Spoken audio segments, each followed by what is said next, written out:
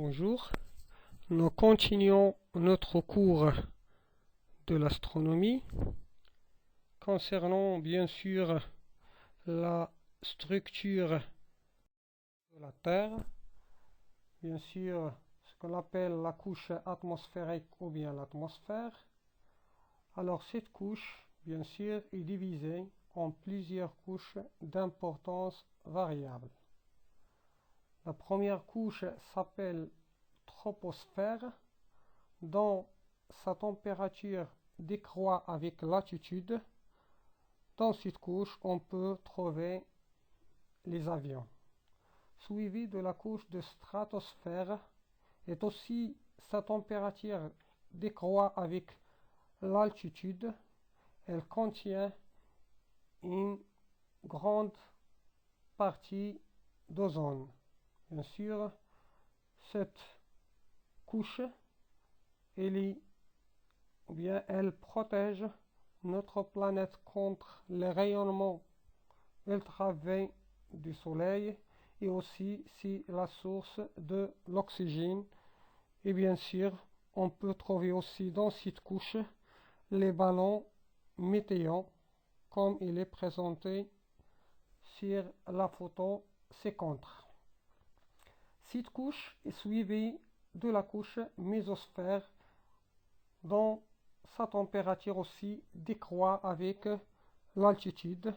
Dans cette couche, on peut trouver ce qu'on appelle les météores. On peut aussi trouver dans ce genre de météores, on peut trouver ce qu'on appelle les météorites qu'on a vu précédemment. D'après cette couche, on peut trouver la couche thermosphère. Dans cette couche thermosphère, on peut trouver les navettes. Et finalement, la couche extérieure, c'est la couche exosphère. Elle se trouve entre 690 km à, bien sûr, 10 km d'altitude.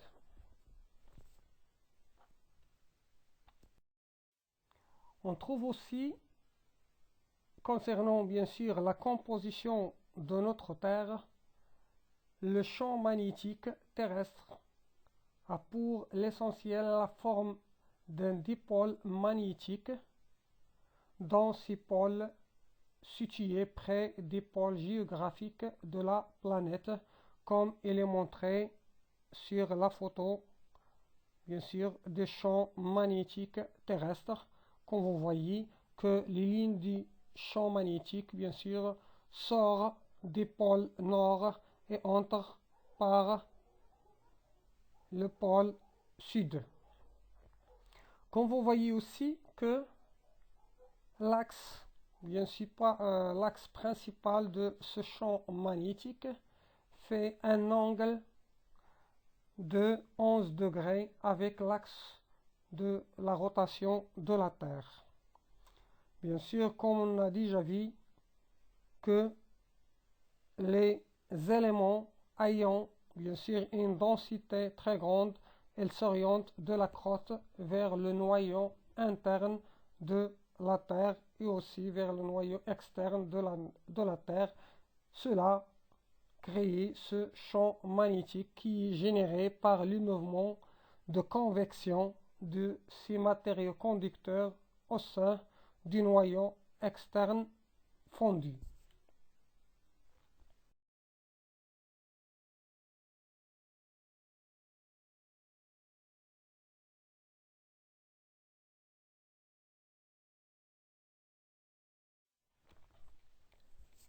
Passons maintenant au phénomène causé par mouvement de rotation de la Terre. Nous commençons par la rotation de la Terre autour du Soleil. Alors, la Terre tourne autour du Soleil d'ouest en est sur une orbite elliptique et effectue une révolution ou une rotation complète environ une fois tous les 365,25 jours. Bien sûr, cette rotation de la Terre autour du Soleil et à l'origine de la succession ou bien l'alternance des 4 saisons. La photo, bien sûr, regroupe ou bien représente la succession des 4 saisons. Nous commençons par, comme vous voyez à droite, la Terre il est inclinée selon son axe de rotation, comme on a déjà vu. Alors, on peut distinguer 2 saisons, c'est-à-dire on peut trouver l'hiver dans l'hémisphère en haut ou bien l'hémisphère au nord, comme vous voyez dans la photo. Bien sûr, cette zone, comme vous voyez dans la photo, elle est relativement loin du soleil et on trouve la saison d'été dans l'hémisphère sud et bien sûr la Terre continue sa rotation autour bien sûr du soleil et on trouve bien sûr la succession du printemps avec l'automne. Bien sûr on trouve le printemps dans l'hémisphère nord et à l'hémisphère sud on peut trouver l'automne et par la suite la Terre continuera aussi sa rotation et on trouve aussi la succession de 2 saisons, l'été avec l'hiver et par la suite l'automne et printemps et comme vous voyez la Terre complète sa rotation autour du soleil en faisant bien sûr l'alternance des 4 saisons selon bien sûr le positionnement soit de l'hémisphère nord ou du sud comme la montre bien sûr la photo et aussi la direction de l'orbite terrestre autour du soleil et aussi comme vous voyez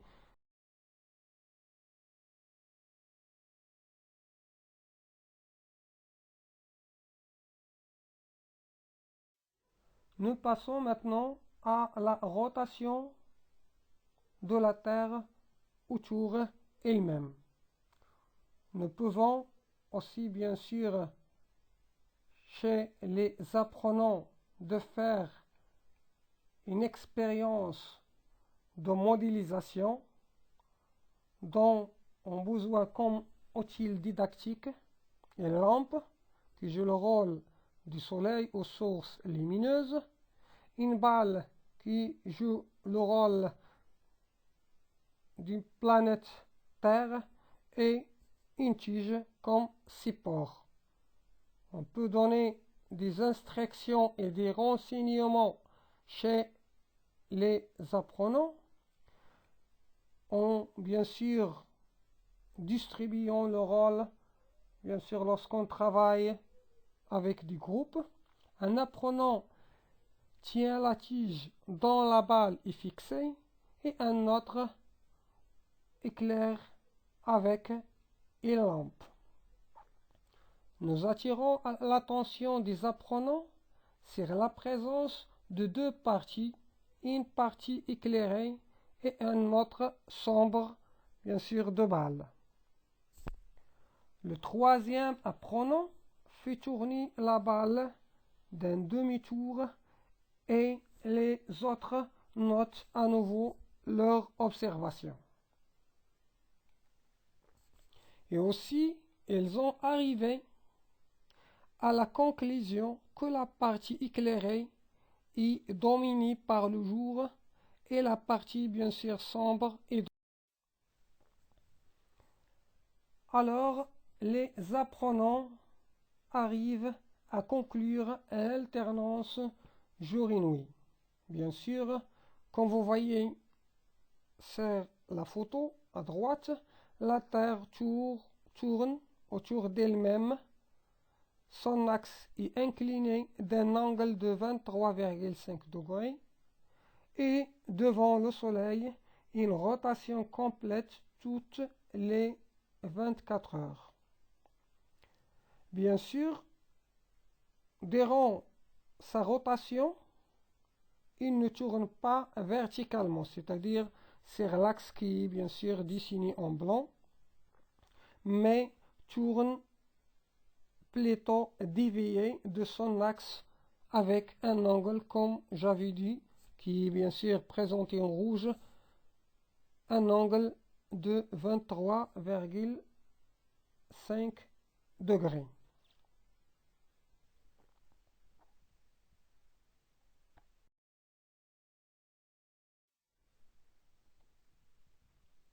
Nous passons maintenant à la détermination du temps par la lumière et l'ombre. Depuis l'Antiquité ou bien dans le passé, les humains ont utilisé des cadrans solaires pour connaître l'heure en fonction des directions de la lumière du soleil et de son effet sur les ombres aux différents moments de la journée.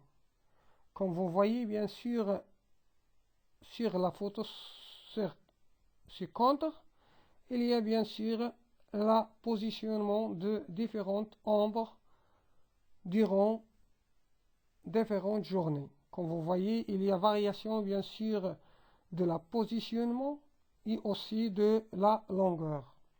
En effet, pour connaître l'heure en fonction d'un objet, il y a des étapes à suivre. La première étape est de mesurer la longueur d'objet, aussi déterminer le lieu géographique d'objet et aussi déterminer la longueur de l'ombre d'objet aux différents moments de la journée. En suivant bien sûr ces étapes, on peut connaître le temps aux différentes journées du jour. Ça veut dire en se basant bien sûr sur la longueur et le positionnement de l'ombre, on peut prendre idée sur, bien sûr, sur. Alors, pour déterminer d'une manière précise le temps, la Terre est subdivisée, bien sûr, comme elle est montrée sur la photo, en plusieurs latitudes, bien sûr que sont, ou bien qui représentent la valeur angulaire phi, ou bien positionnement nord au sud d'un point sur Terre, comme il est montré dans la photo. Bien sûr, comme référence, c'est l'équateur. Et à partir de l'équateur qui se trouve au point 0 degré, soit en se déplaçant vers le nord, on peut arriver jusqu'à 90 degrés, de la même manière lorsqu'on se déplace vers le sud. Aussi, on trouve ce qu'on appelle les longitudes, qui est la valeur angulaire lambda ou le positionnement est-ouest d'un point sur la Terre. De la même manière, comme référence, on peut trouver le Méditerranéen, Greenwich, bien sûr, qui se trouve au point, bien sûr, de longitude 0. Et lorsqu'on se déplace, bien sûr, soit vers l'ouest ou bien vers l'est, on peut déterminer précisément la position, comme elle était, bien sûr, présentée pour le point dans la photo qui est à 40 degrés au nord, c'est-à-dire lorsqu'on parle de longitude, et 30 pour bien sûr latitude, lorsqu'on parle bien sûr de latitude, comme il est montré sur la photo. Alors, bien sûr, comme la Terre a une forme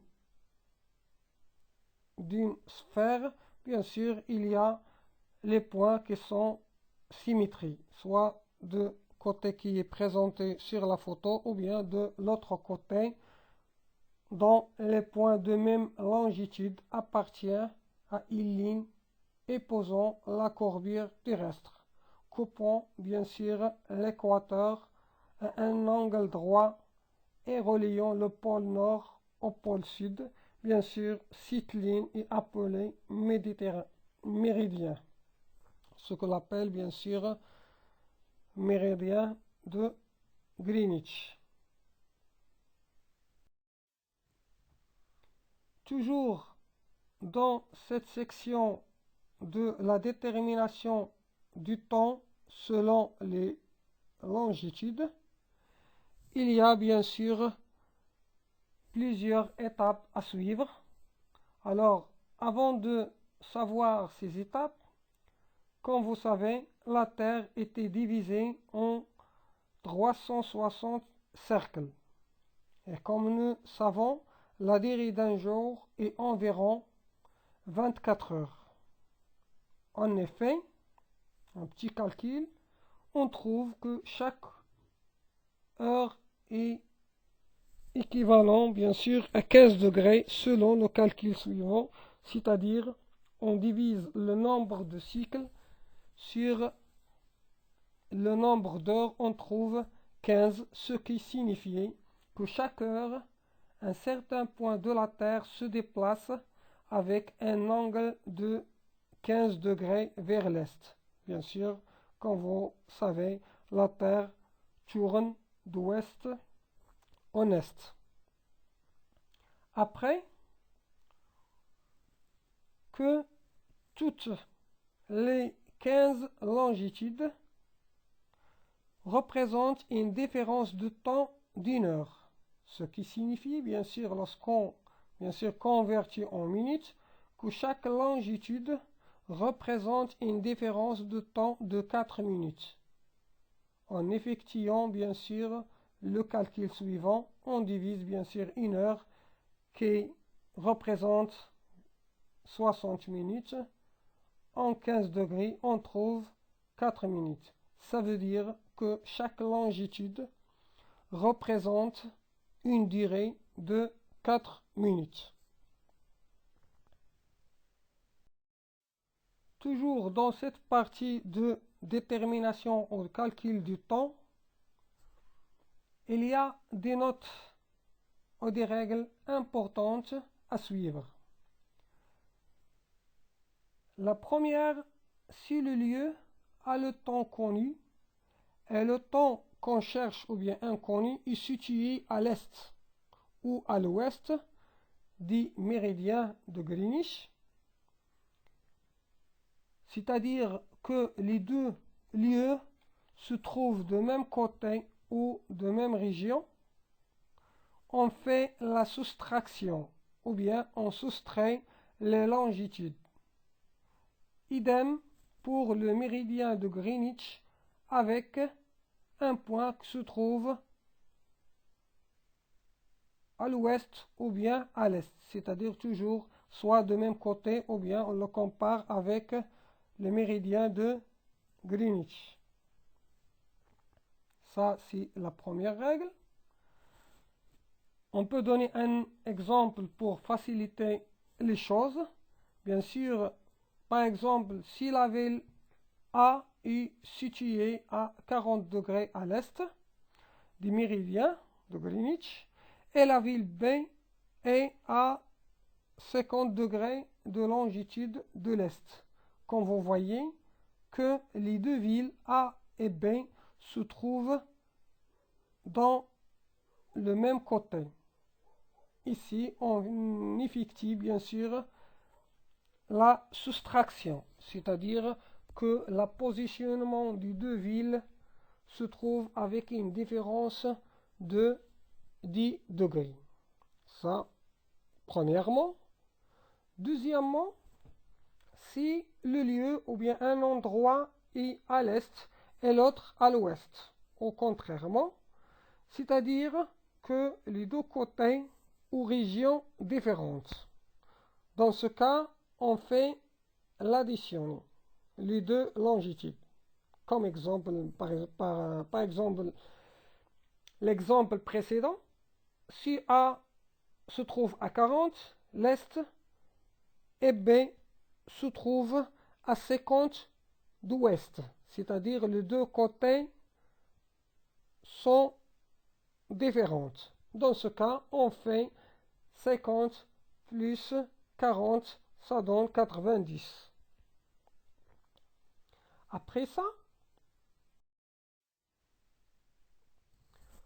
on peut suivre les calculs ou bien les étapes suivantes pour calculer le temps universel. La première étape, c'est de calculer la soustraction ou l'addition ou bien la somme des longitudes entre les deux villes, c'est-à-dire la soustraction selon les lieux des deux côtés. C'est-à-dire, s'ils ont de même côté, on fait la soustraction, et bien sûr, s'ils sont existés dans de deux côtés différents, on fait l'addition. Par la suite, on fait la conversion, ou bien de convertir le résultat trouvé, c'est-à-dire la différence entre les longitudes ou bien l'addition, et en multipliant par 4, c'est-à-dire on convertit la valeur trouvée ou bien le résultat obtenu en minutes ou bien en heures, en divisant bien sûr le résultat obtenu à 60 minutes. Après, il y a une autre étape, il faut faire attention dans cette étape, c'est-à-dire on effectue l'additionner, c'est-à-dire additionner le résultat obtenu, c'est-à-dire le temps, au pays dont il faut savoir son temps s'il est à l'est, c'est-à-dire si la ville se trouve à l'est, on fait additionner la valeur trouvée, c'est-à-dire la valeur convertie. Ou bien la soustraction s'il se trouve à l'ouest. Et à partir de ça, on peut déterminer le temps.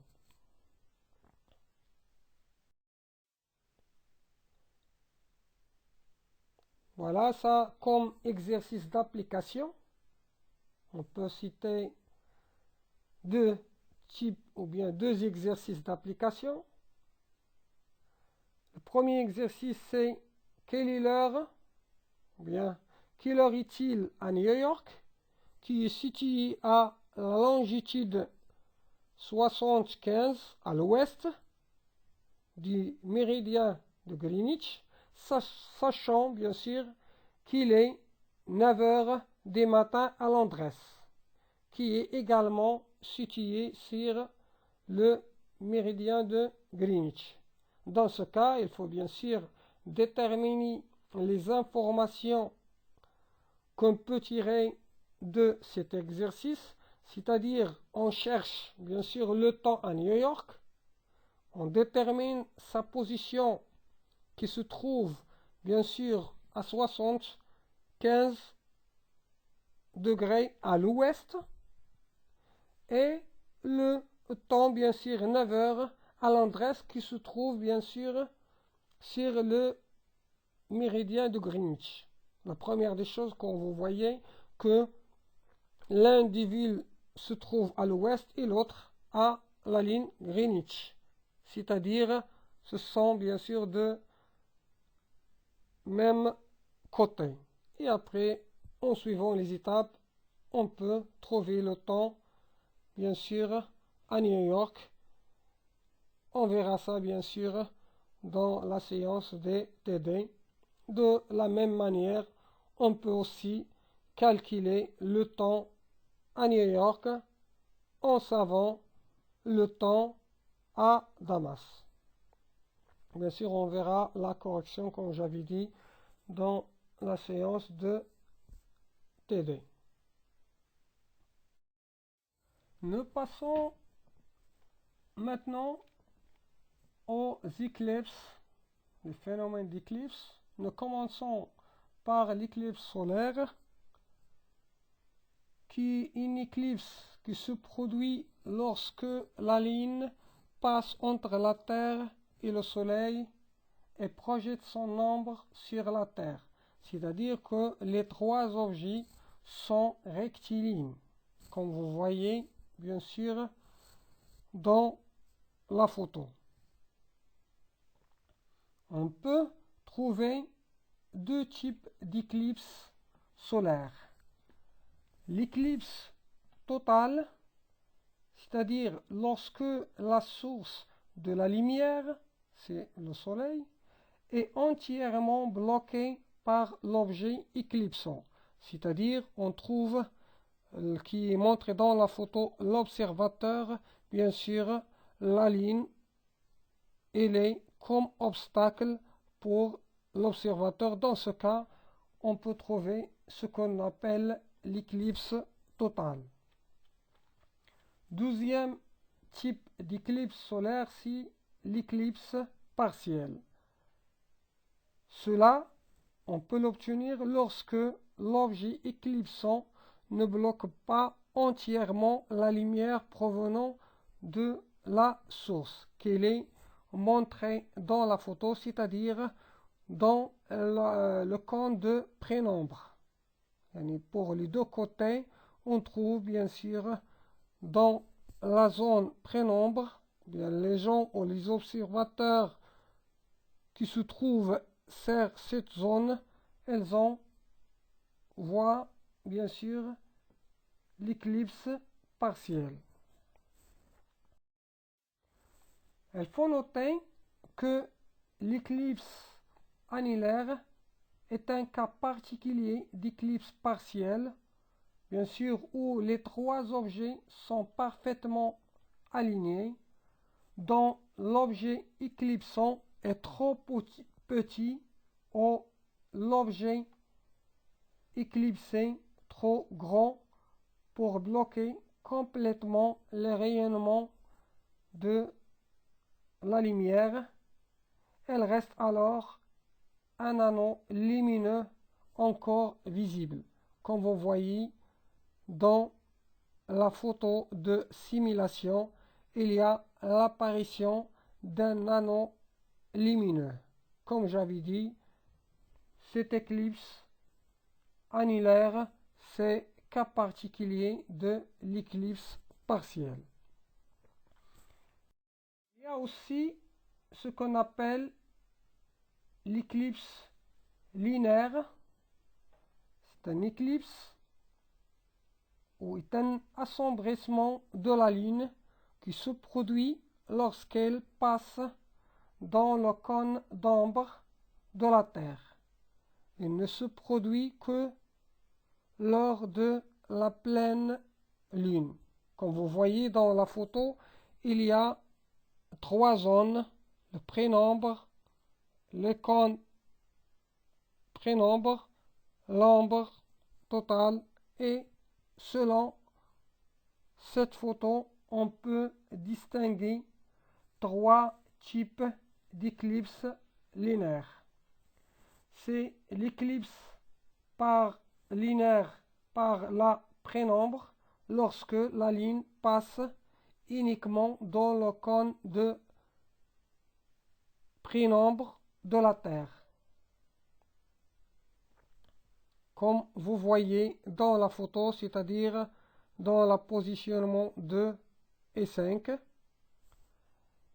On peut citer l'éclipse lunaire partielle lorsque la Lune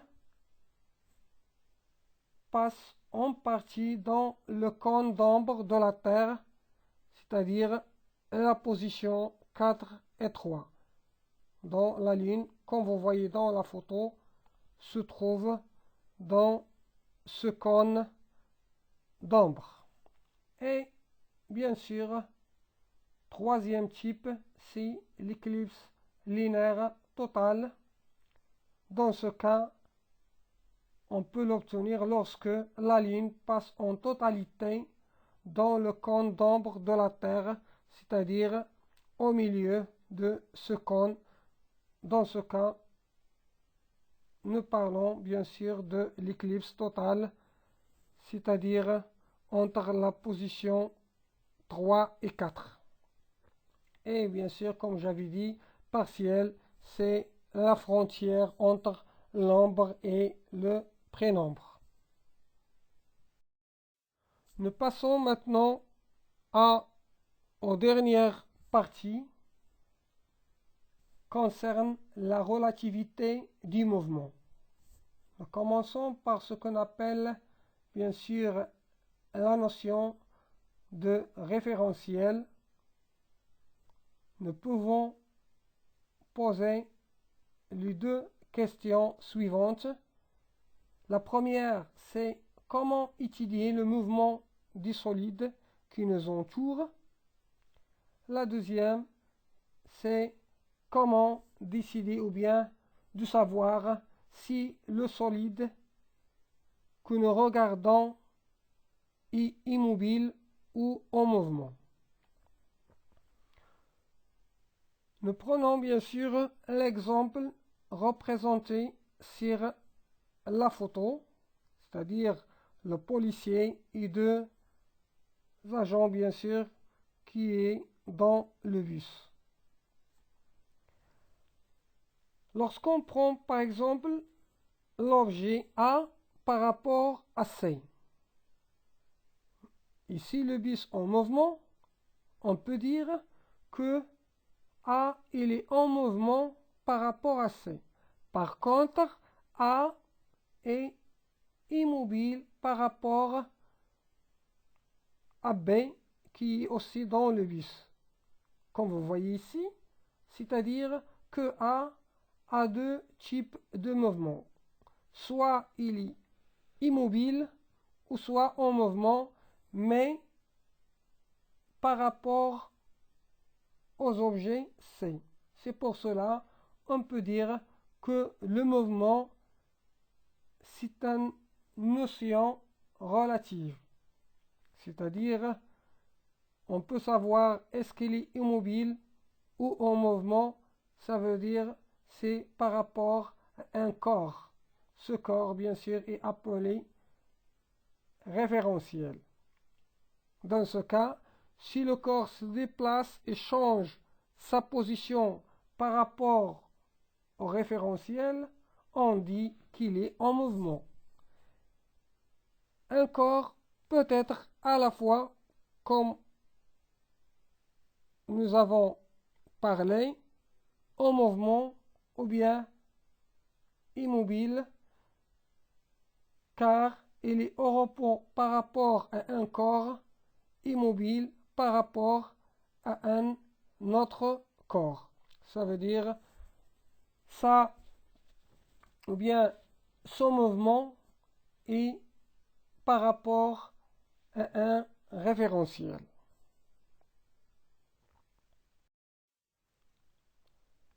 Il y a bien sûr plusieurs types de mouvements. Pour savoir ce type, ou bien pour déterminer la nature de mouvement d'un solide, il faut choisir un de ces points et déterminer la nature de sa trajectoire. Alors, une trajectoire, c'est l'ensemble de points, bien sûr, d'un solide en mouvement, puis déterminer sa vitesse à l'instant t. C'est-à-dire, pour déterminer le type de mouvement, il y a deux paramètres à suivre. La première, c'est sa trajectoire et le deuxième paramètre, c'est sa vitesse. Bien sûr, comme exemple, si la trajectoire de l'un des points d'un solide en mouvement est rectiligne, comme elle a montré sur la photo, par exemple le point A ou bien le point B, et sa vitesse est constante, alors dans ce cas, le mouvement est appelé mouvement rectiligne uniforme. Bien sûr, rectiligne, c'est relatif à la trajectoire et uniforme relative à la vitesse qui est constante. Autre type de mouvement, dans ce cas, qui est montré dans la photo, soit en suivant la trajectoire du point A ou bien la trajectoire du point B. Comme vous voyez, si la trajectoire d'un des points dits d'un mobile ou bien du solide est curviligne, comme vous voyez la ligne verte ou bien bleue qui courbure, alors dans ce cas, le mouvement est appelé mouvement curviligne. Et bien sûr, de savoir est-ce qu'il est uniforme ou non, c'est-à-dire de déterminer sa vitesse. On parle dans ce cas en se basant sur la trajectoire pour déterminer la nature du mouvement. Un autre exemple, comme il est montré dans la photo, alors un solide est en mouvement de rotation autour d'un axe fixe, bien sûr, si chaque point a une trajectoire circulaire. C'est-à-dire lorsqu'on prend le point A, alors sa trajectoire est circulaire et bien sûr autour d'un axe passé par le centre, c'est le point O. Dans ce cas, on peut dire que le mouvement de rotation est circulaire autour d'un axe fixe ou bien un axe immobile.